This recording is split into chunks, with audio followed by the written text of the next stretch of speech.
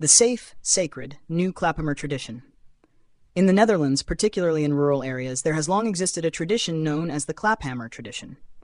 In this practice, a chemical mixture sensitive to shock and friction is ignited by a sharp blow from a claphammer, often activated by a pull cord. This is done as a folkloric, spiritual expression at weddings and celebrations, to bless the marrying couple with a heavenly thunderclap, or to seal important festive promises with a divine bang that symbolizes joy and happiness. On the other side of the world, in rural Mexico, there exists a Christian religious celebration known as the Exploding Hammer Festival. There, a similar powder mixture is struck with a sledgehammer to produce an explosion, serving as a blessing and as a way to bring good fortune within the Christian folk tradition. In both the Netherlands and Mexico, however, unsafe situations have arisen due to people using excessive amounts of this powder in moments of exuberant enthusiasm. This has led to noise disturbances, hearing damage, and even serious injuries. Claphammer powder is extremely powerful. Even small quantities can produce a bang louder than what is legally permitted for fireworks in Europe, comparable to the traditional carbide shooting practice, where windows have sometimes even shattered. That is not okay. It is irresponsible and causes both disturbance and harm. The law is therefore very strict. Those large claphammer machines are simply no longer allowed.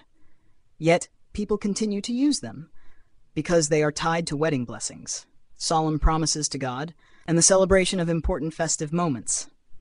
There must be a better way, one that causes no disturbance, does not violate the law, and carries no serious risks. A way so safe that it can even be used indoors for spiritual and celebratory purposes without causing harm or disruption. That better way exists. It is elegant, reliable, and safe, even for those without technical knowledge. And listen closely. When performed properly and with pure intention, it can be seen as a spiritual act, almost like a prayer, strengthened by a small, festive alchemical spark. You can buy a small anvil and a light precision hammer, around 100 grams, at a hardware store. Nothing expensive or extreme. Take the flakes from a single match head, no more than that, as even this already produces a noticeable bang, and wrap them in a 1 square centimeter piece of aluminum foil into a compact little pellet. Then attach this pellet to the flat face of the hammer using a small piece of aluminum foil about 5 by 5 centimeters. For safety, wear protective glasses.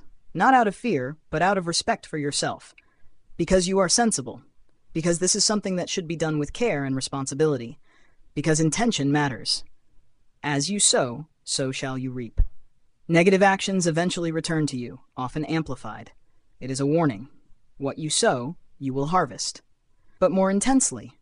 This principle appears among other places in the Bible, Hosea 8:7, but it is universally recognizable. It expresses cause and effect in a powerful way. This applies here as well. If you misuse this ritual or act with harmful intent, the consequences are yours to bear. This principle can be found in many traditions. In the Bible, the Quran, Hinduism, Buddhism, and various African and global spiritual practices. It is simply logical. Actions have consequences. Cause and effect, pure physics. But when done correctly, with just one match head, and you strike the hammer against the anvil, it produces a short, bright, festive pop. A sound somewhere between a toy cap gun and a legal starting pistol. This can be done safely indoors, in a hall, or even, with permission, during a ceremony. It is a safe and meaningful ritual.